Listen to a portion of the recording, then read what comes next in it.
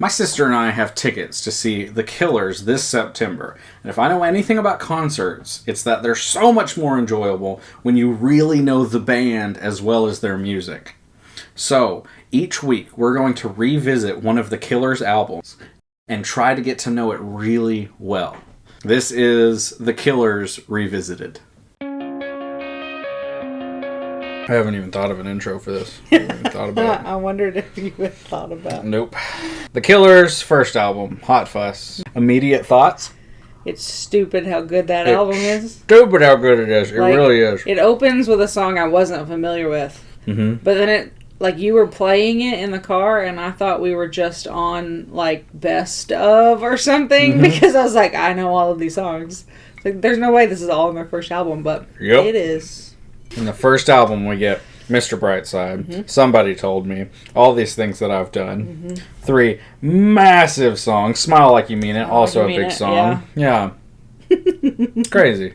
So we've got early Killers. They're basically just starting out trying to be a British garage rock revival kind of band, mm-hmm. In the form of The Strokes and White Stripes and all of those bands that were big around this time. And when they started, because it was an ad that mm-hmm. Was it Dave? Yeah, Dave listed an ad, and he listed Oasis as a major influence. Mm-hmm. But then they got their name from New Order Video, and they're big fans of The Cure as well, which makes a lot of sense. Makes sense. It makes a lot of sense. Well, when we watched the New Order video, I was like, that mm-hmm. makes sense. Yeah. Lots of synth and lots of distortion. Yes. It starts off, you've got Jenny Was a Friend of Mine. Mm-hmm. It's one that I never think of. Yeah. I never think about that one. I like it. It's a good song. It's probably not one I would choose. It's not one of my favorites off the album. Yeah. It was cool to dig into because I'd never heard it before. Mm-hmm. So I was like, is this a metaphor or is this like a true crime mm-hmm. story? Which then got me into the whole murder trilogy thing. Yeah. Because there's one other song on this album, and then there's the first of the trilogy is actually on their B-sides album, Sawdust. Which we will not be covering. We will not be covering because it's a B-side. It is not an official studio album. Yeah. So I was like, what am I listening to? Like, what is? So I had to look into what was behind it, and it was based on like a murderer's confession, mm-hmm. which is pretty cool. Yeah, it is. And there were other songs that Brandon Flowers had talked about, like, influenced him and inspired him to do a murder song. Morrissey and a few others. Yeah. Yeah, which he has always been a story writer. Yeah. And playing with perspectives. Yes. Because a lot of his songs seem to be from a specific perspective of a person in the story or in the situation. Mm-hmm. For backstory, I'm a huge Killers fan. I love the Killers. In my opinion, they're one of the best bands of all time. I have listened to every album, not on a regular basis, but I know their music decently well. I know Mr. Brightside. Like, when we were listening to it, I was like, oh, I didn't know that was the Killers. Mm-hmm. Like, I knew that was, but Smile Like You Mean It, I had no idea. Like, I was like, I know these songs, but I didn't know who it was. Yeah. But I'm not a music person like you are. I'm excited to go through all of the albums before the concert because I was just like, yeah, that'll be a fun show. This will be fun because, like, Relient K, when we did those videos, it was so nostalgic. Mm-hmm. Like, so much of it was tinted with nostalgia. Mm-hmm. This is just me listening to songs. Yeah, like, new stuff. Yeah. Which I've never, like, Relient K, I've divulged. Yeah. I've really leapt into before. Yeah. I've never really done that with the Killers, except their newest album. Yeah. Because I reviewed it. It's one of the few albums that I've reviewed on this channel. Go watch it if you want. I don't know. After that, we get some B-side song called Mr. Brightside. I mean, it's Mr. Brightside. Everybody likes. I've never met a person who's like, I don't like that song. Mr. Brightside came out in 2004. Yeah. 2003. 2003, I think, is when as the a song single. came out. Yeah. This week, it is number 28 in Australia. Wow. Almost July 20 years of later. 2022. Yeah. It's at number 28. That's amazing. It's a solid song. It is the most streamed song ever made before 2010. Okay. Yeah. Okay. That means the Beatles. That means Yeah. Rolling Stones, Nirvana, Mr. Brightside. That's nuts. Yep. I think it's still on the charts. The album itself is still on the charts in Britain. Mm-hmm. It is every year. Yeah. I think the song is too, but I mean, it's ridiculous how successful that song is. Yeah. Which it didn't have that much success in the States. It was successful, but it wasn't as successful. Right. It was the 6th most downloaded song in 2005 on iTunes. Okay. Which is not too shabby. That's not bad. But it never hit number 1 in America. Huh. Yeah. It's just solid, you know, like it's... In my opinion... Chart topper.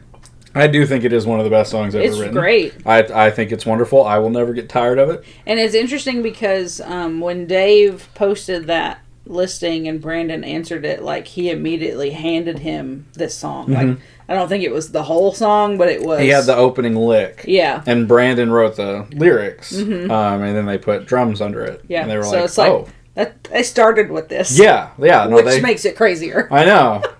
Yeah, but they started with a masterpiece. I mean, it's legit. It is not my favorite song on this album.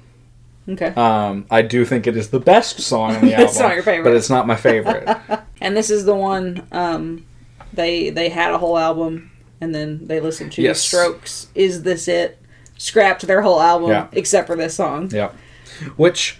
I've never listened to that album all the way through. Well, apparently it was perfect. I know a lot of people who are Strokes fans. Mm-hmm. I know their big songs. I really appreciate this being their first album because I remember it coming out. I remember these songs being big. Mm-hmm. And, like, people will talk about how they remember the Beatles' rise. I feel like they're my big band. Like, I've grown up.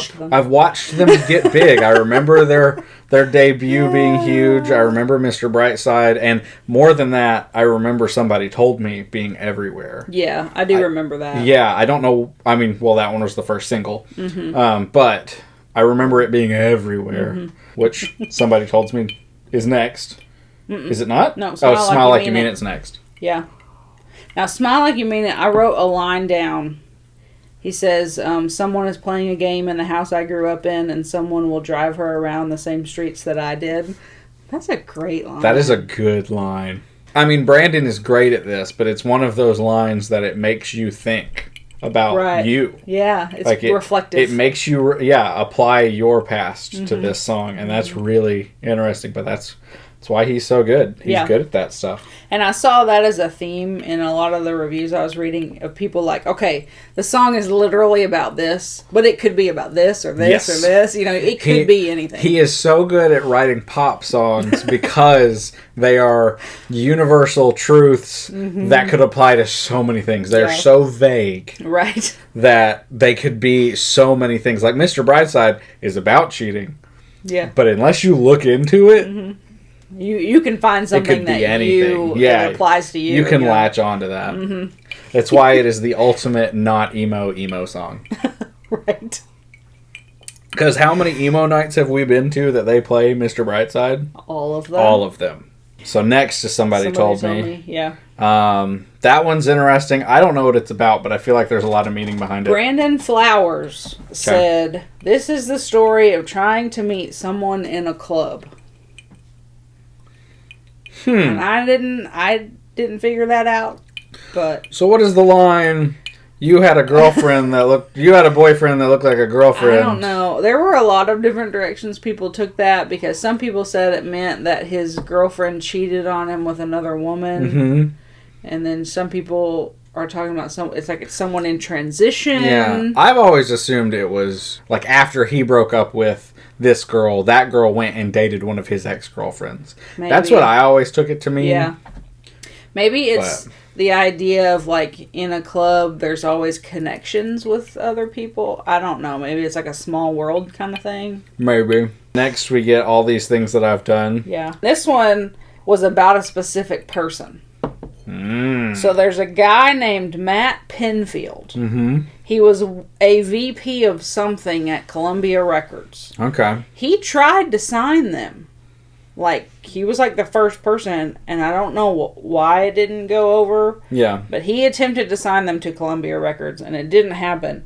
But he was a guy that worked with the U.S. Army in a program for soldiers with PTSD. And that's what this is about. Like, it's about him and the work that he did with those soldiers. So the I've got a soul, but I'm not a soldier. Like, it's... And then all the things I've done. Interesting. It's kind of playing on that. This is my favorite song on the album. Is it? Yes. This is my favorite song on the album. It's repetitive, but it doesn't feel repetitive. Yes. Like It's always been one of my favorite Killer songs. It might be my favorite Killer song. I'm not sure, but it's really good. Mm-hmm. I love it. Mm-hmm. I think this one is just as easy to sing along with as Mr. Brightside. Oh, yeah. The I've Got Soul, but I'm Not a Soldier. It's just fun. Was this the weird video? This is the weird video where they're cowboys. And it's black and white. And then there's Andy, You're a Star. I don't know how I feel about that one. I didn't write anything down. I mean, I don't dislike any of the songs. No. Is the thing. Like, I liked listening to the album. Yeah. I can listen to the whole album. I listened to it 4 times today. Yeah. I've been playing it on loop in my car, and I don't get annoyed. No. Because they're good. But it didn't, like, stick. There was no point where I was like, ooh. Yeah. I did read that this one was supposedly about, like, a bully Brandon had in school. I don't know. I didn't get that vibe, though. It might be my least favorite on the album, but it is a good song. It was one of 4 that I was like, I don't hate it. Yeah. It didn't stand out, but I don't hate it. Yeah. Not every song on an album can be amazing. Right. That's cheating. I like On Top. I liked it. I really like On Top. Yeah. It's fun. Yeah. It's long. It was long. It is long. Which, speaking of that, it was long. Yesterday I said the album was long, and you said it's 45 minutes. 45 minutes. Yeah. Without the bonus track. Well, On Top, yeah, it's over 4 minutes long. Yeah, it's a longer song. Yeah, it's 45 minutes and 39 seconds is how long the whole album is, and that's including a bonus track. Which is weird because I think the album feels longer than that. I don't know what it is. I feel like it feels longer. I don't know. Yeah, because if you take Glamorous Indie Rock and Roll off, which is a bonus track, if you take that off, then you're close to 40 minutes. So, what you have said is the perfect length. I think 40 to like 43 minutes. Yeah. Best length for an album. So the original would have been right at that 41 mark. Yeah. Mm-hmm. Which I think it might feel longer because a lot of these songs aren't super high tempo. Yeah. They're not really fast songs. They're not slow songs. Mm-hmm. But they're not, like, peppy. They're, like, mellow-ish. Yeah, and so that might slow it down a little bit. Maybe, yeah. I mean, what is the shortest song is 3 minutes, 11 seconds, and that is the next one, Change Your Mind. Yeah. Which I honestly, thinking of it, I can't even hear it in my head right now. I know that the line is, like, if your answer is no, can I change your mind? Yeah. And it's interesting to listen to. Mm-hmm. It was one of those universal experience kind of songs, but it didn't stand out. Believe Me, Natalie is interesting. It was the one that people were like, it has a specific story, but it could be about a lot of stuff. Yeah, it could. Because it's about a dancer with AIDS. Yeah. But did you know that? No. It's about a dancer in Soho with AIDS. That's who Natalie is. And that's from a magazine interview. Like, they said it in an interview. But it's very much a live your life while you have the chance kind of thing. Like, thinking back of you're running out of time kind of idea. Interesting. Because that's a universal experience of, as you get older, you hit milestones where you're like, I'm running out of time. Like, when am I going to get all these things done? And the whole idea is, like, dance while you can. I liked this one. Yeah, I like it. I think it has interesting moments in it. Yeah. There's an interesting melody to it, which, while I'm thinking about it, Ronnie Vannucci Jr. Yes. Absolutely love his drumming. Very disco. Lots of open hi-hat on this album. Mm-hmm. Lots of hi-hat work. There's a lot of, Yeah. But a lot of, like, open offbeat hi-hats and stuff, which I love as a drummer. Most fun thing to do. But no. Tremendous drummer, lots of influences there. I think he goes overlooked a little, except, like we talked about earlier, he's always in interviews. Which, thinking about it, Dave and Mark go on hiatus a lot. Like, they've both been on hiatus basically since 2017. I don't think Mark goes on tour anymore. Yeah. Interesting. But he does work on albums, so that might be part of it. Like, Ronnie and Brandon are the two that are consistently in it. and going on tour. Which I really like watching interviews with them because they just seem like cool people. Right. They're just really chill. Yeah. I've always really liked Brandon's vibe because he really just seems like a kid from a small country town. I probably should have watched some interviews because, like, looking at their history, he went to, I think it was an Oasis concert and, like, had the moment of, I'm going to be a rock star. That is what I'm going to be. It was an Oasis concert. So I'm, like, wondering how driven he is. Yeah. You know, to make these things happen. Yeah. Or if it has, I mean, some of it's got to be luck. But, absolutely. But you also have to work. Absolutely. Yeah. You don't just have... You don't just write Mr. Brightside. You don't just have 4 massive songs on your debut album. Right. No, that's just talent. But he was fired by his first band. He was. So. And he's just good. Yeah. He's just good. His solo stuff is good. But I just really like him. He seems like a really cool guy to hang out with. Yeah. He's not very rock star. And I like that. Which he is Mormon. I did not know that. He is Mormon. Interesting. It would make me look at the lyrics differently. Now that I'm thinking about it. Yeah. Okay. I'll keep that in mind for next time. I don't know. Which, I've heard many people say the Killers are one of the best Christian bands out there. First of all, there are no Christian bands. Bands can't be Christians. But also, no. No. Have you heard Mr. Brightside? Have you heard Somebody Told Me? He has a murder trilogy. Yeah, like there's a murder trilogy. No. We are lifelong Reliant K fans, and we know the backlash whenever you say the word sexy. Like, seriously. So, yeah, no. Yeah. Midnight Show? Midnight Show is another part of the murder trilogy. Getting, like, back to the story writer part, like, the imagery, he said, I took my baby's breath under the chandelier of stars and atmosphere and watched her disappear. Ooh. Wordy. Like, very, I don't know, flowy, very poetic. Yeah. Like, it was cool. These lyrics don't sound like a first album. No. They don't. Like, it's crazy to me to think that they were singing things like Mr. Brightside at just, like, local bars. Yeah. Before they got found. Well, and a lot of times, bands, if they're trying to make it big, with the first couple of albums, you'll play it safe and do very fluffy stuff, and this isn't fluffy. No. It's wordy, it's big, it's artsy. Yeah. There's lots of really artsy moments, like in the music, the synths of it, and the horns. Is it horns that's in Midnight Show? I don't know. Or maybe it's Change Your Mind. There's horns in one of them, and it's like random. Which a lot of these songs, a lot of it does sound very similar, but some of these songs are like entirely different. Yeah. Like it's really interesting. Yeah, and playing with different storylines and narratives and different perspectives. Like it does feel like an experienced album. It does. Everything Will Be Alright, I'll be honest, I have listened to the least out of this entire album. Yeah, and it's the last song of the original album. Yes. Again, good song. It's a good song. It's a good song. It's a good song. It's chill. Yeah. Longest song on the album. There was a guy on Reddit, I think it was this song, he was making the argument that this is the best one.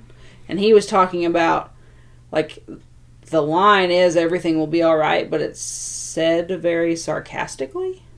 Like, yeah. I don't really mean it. So, it's worth looking into. The tone of this song is interesting. Yeah. Because the words are saying one thing and the tone is saying another thing.